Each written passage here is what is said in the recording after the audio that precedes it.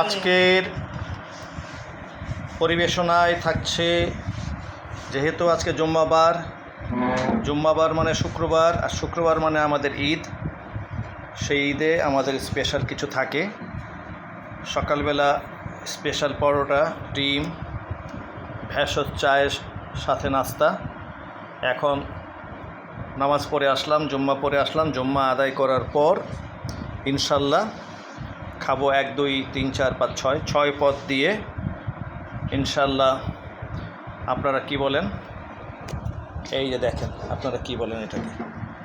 চিনতে পারছেন তো? এটা হলো সেটার সাথে এইটা। এইখানে আছে বাদাম,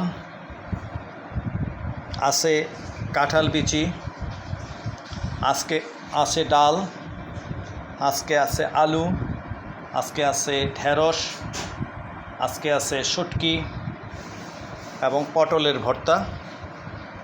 এর পাশাপাশি এই যে আপনাদের দেখালাম গরম গরম ধোয়া ওঠা, দেখছেন তো?